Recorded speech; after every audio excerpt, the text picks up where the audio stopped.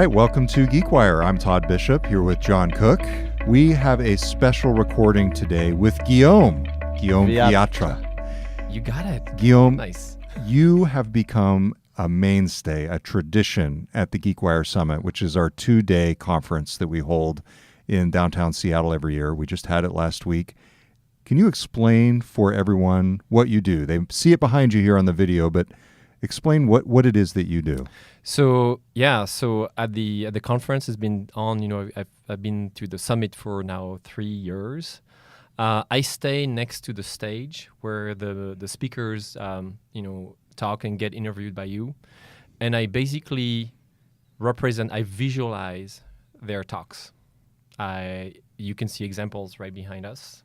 I turn their ideas into images. I use words and images and create those maps of their conversations, of the conversations there. We like to joke that Guillaume has a far better understanding of the summit after the summit concludes than most of the people on the GeekWire team, because you are really sucking in all this knowledge and making it into these visual images in a really pretty deep and profound way that I'm looking at some of the boards now and just, gosh, it's bringing back these memories of, oh yeah, that was said, and so you're really processing really quickly.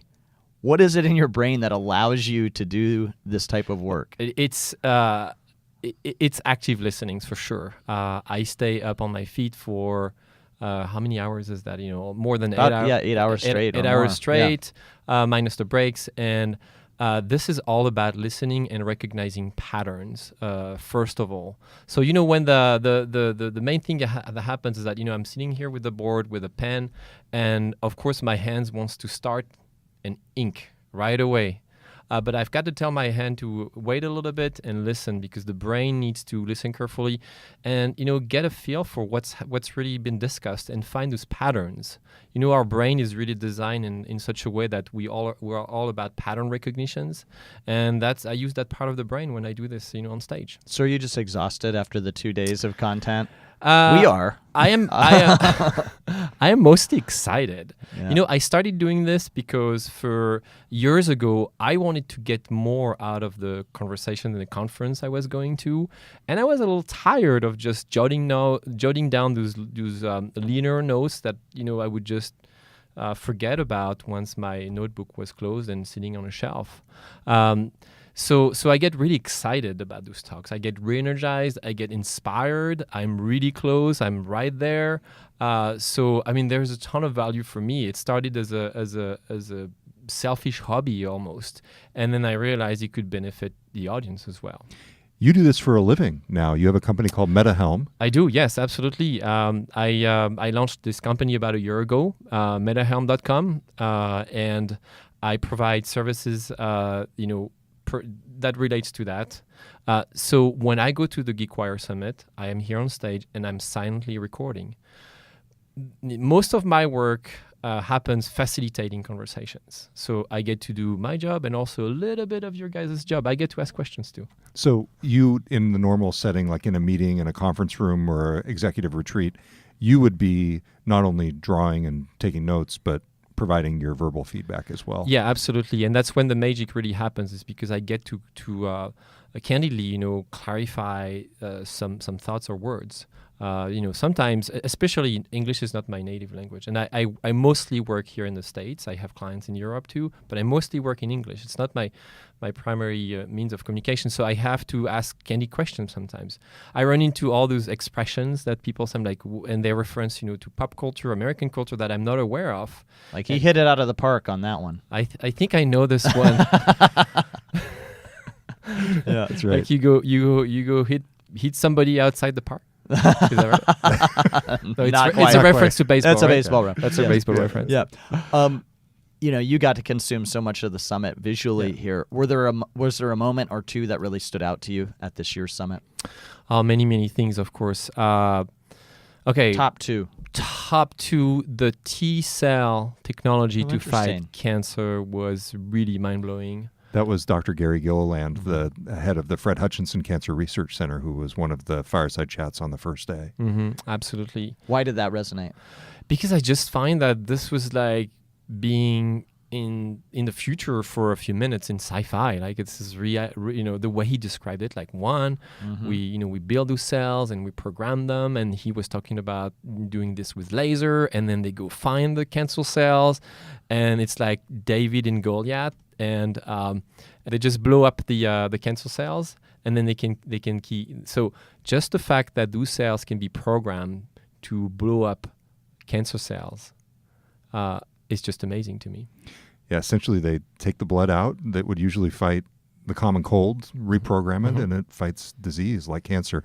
We're sitting here looking at your visual facilitation of this particular session. So what was the David and Goliath? David is representing who in that visual? Well, he was saying that those cells, those T cells, are much smaller than the cancer cells. And I think he had a slide where we could see 3 of them, and that's what I try to represent here in my drawing as a symbol to memorize that moment. Yeah.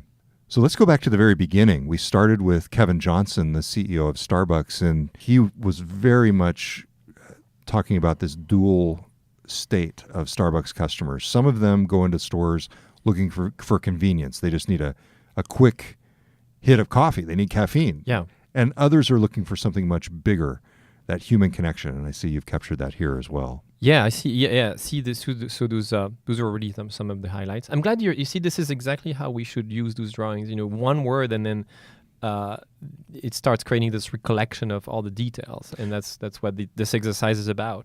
Yeah, absolutely. And you can see that in the Starbucks store design. I got to spend some time with Kevin Johnson a couple weeks ago at their roastery, the flagship new style of Starbucks store, this massive facility in Capitol Hill.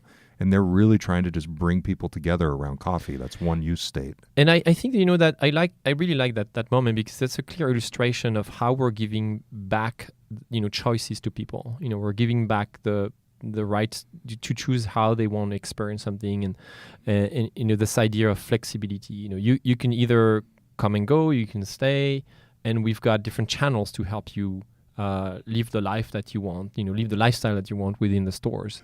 Moving on this same panel. Oh, yeah. This was John's brainchild, the Immigrant's Journey series. And our first speaker was Leslie Feinzak. Yep. She had just a remarkable story of the immigration of her family. What stood out to you here? I see this quote here, "Do they want me here?" I think you got it. I think that was towards the end of her 15 minutes presentation. That was the one highlight, the one thing that came through my mind. I am an immigrant as well, and I have Polish roots. My dad is Polish, so I connected very strongly with this talk. I get even a little teary, which is, sometimes it's a little unusual for me, because as I do this work, I try to put my emotions away and still focus on the functionality, the rational of the talk. But I couldn't help with this one. Her talk was a very powerful moment. So that's it. One question: Do they really want immigrants here? What do you think the answer is? We'll see. I think it's yes. I hope it is, but I think it is. So moving on through other parts of the conference, of course, we had Apurva Mehta from Instacart. Yeah. And John, you really hit him hard in that interview. You thought so? You did not butter him up at all. The first question you asked was about Amazon. I said I was going to come right out of the gate with You came out swinging. You were like a prize fighter coming out of the corner. I gave him the heads up that I had an idea on Whole Foods. Okay, all right. I guess I buttered everybody up. Yeah, that's right. Different approach.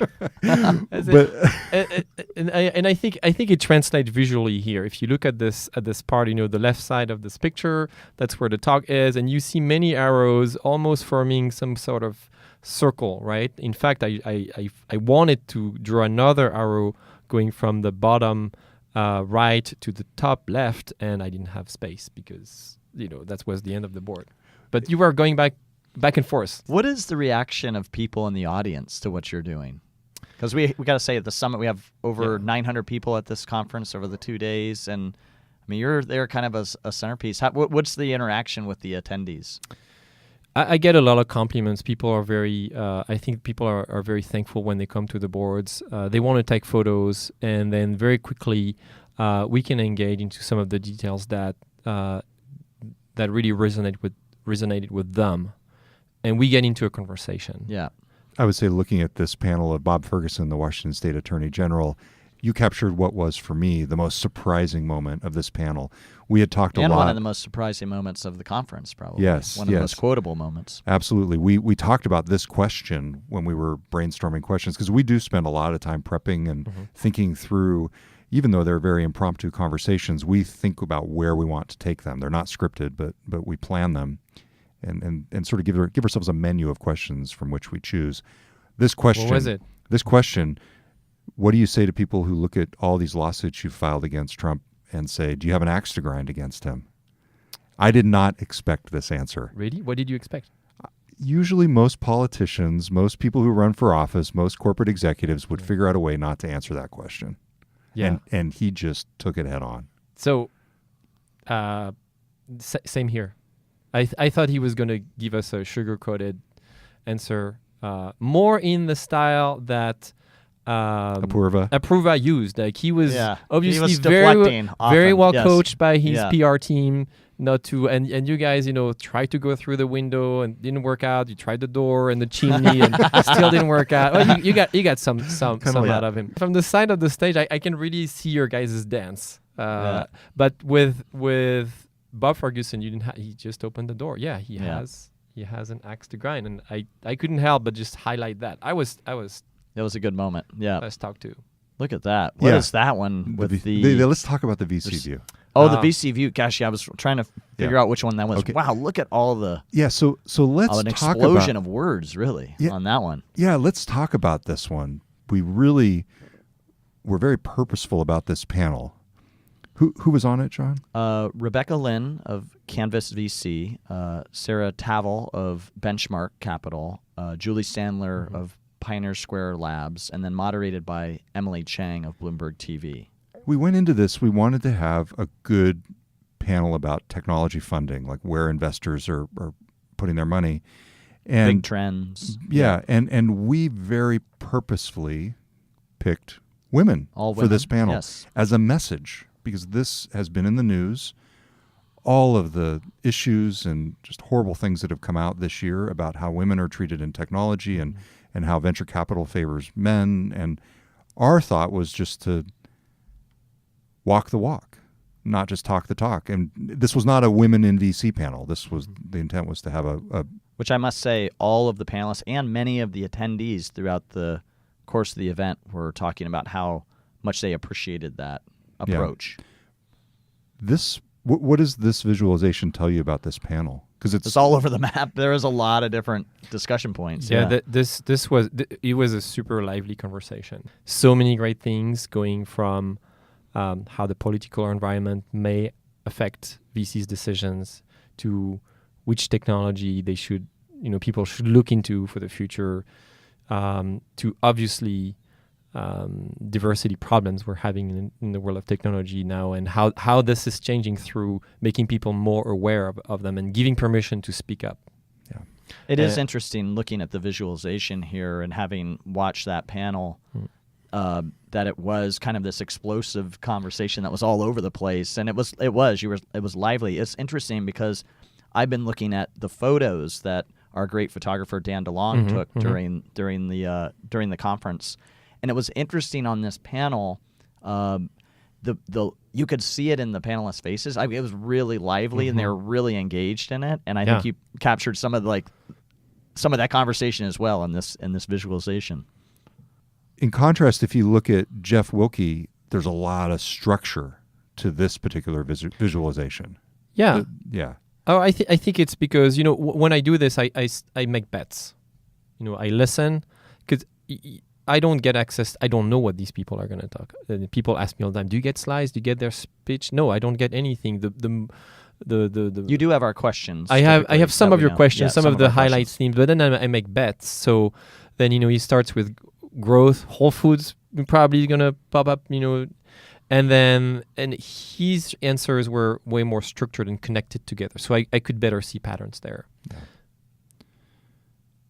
All right, and then this was one of the marquee sessions of the event. Microsoft CEO Satya Nadella tied together so many different threads: the future of technology, mixed reality, quantum computing. Of course, he has his own immigrant story, which he touched on.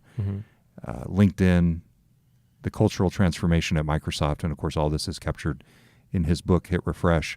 You devoted 3/4 of a panel to this one. Yes, this was it. Just the flow was just such that I couldn't help and give more space. I knew that we were going to touch on things that were going to be more emotional, tied to his life. That there were going to be a wide range of topics there, so I had to have more space. Yeah. Your key takeaways from this particular session? Well, I think that going back to your roots, your DNA as a person, your life, your history, what your values, what's important to you, not only as a person but also as a company, is really what makes you thrive.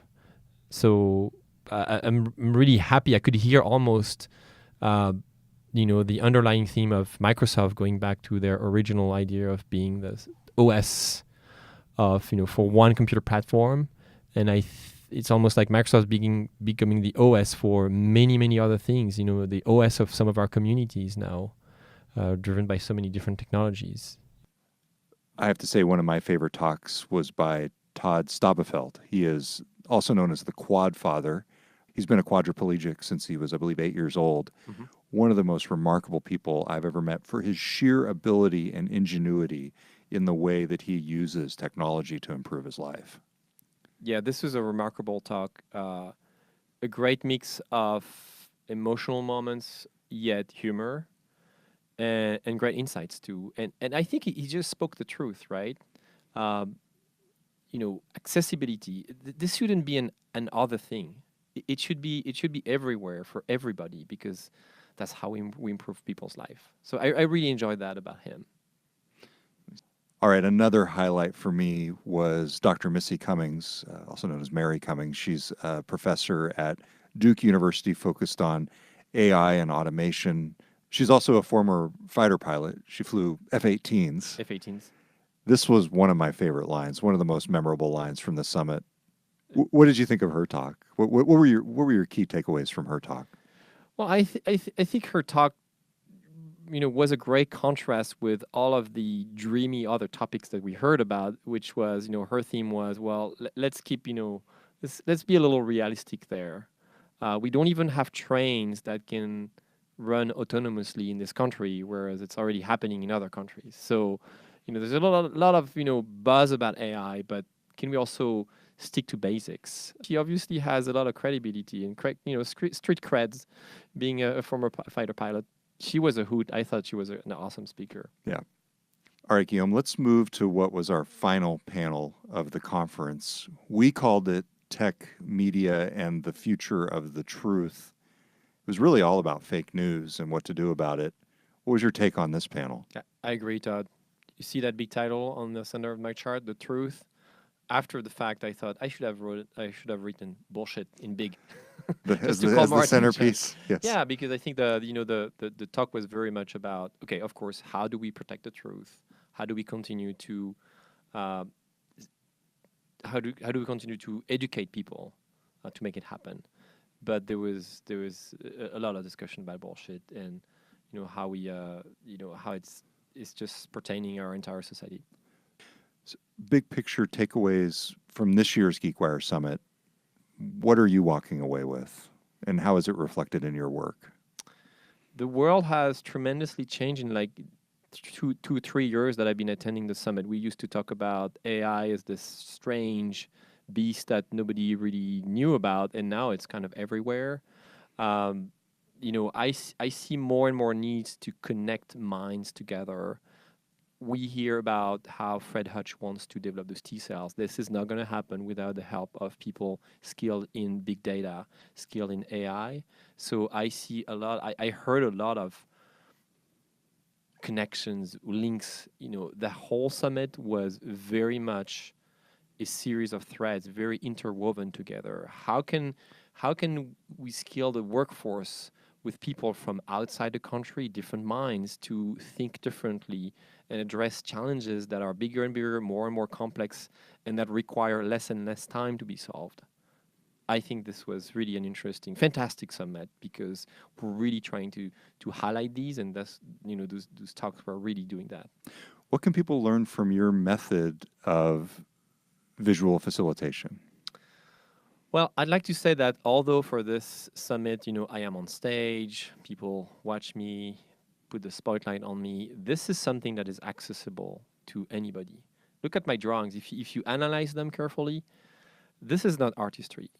I use squares, circle, triangles, lines, and words, basically. And I'd like to see more people doing that because as our world becomes more and more complex, sometimes, the solutions are the simplest ones. And using ink and paper, or if you'd like to use an iPad to draw because you like it better, that's fine too. But just go ahead and pick up the pen and drive this conversation and help expand people's mind with drawing. Well, Guillaume, thank you very much. This has been great. It's been wonderful to have you involved in the summit for the last 3 years, and I'm glad we did this sit down. It's been really informative. Todd, thank you so much. I'll be there next year, hopefully. Absolutely. And we'll keep on going. Thank you. And where can people find out more about you? You can find me on most social media platforms, LinkedIn, Facebook, Twitter. I also have a website, metahelm.com, where you can read about my work. That's metahelm.com. Thanks for tuning in, everybody. We'll see you at next year's GeekWire Summit.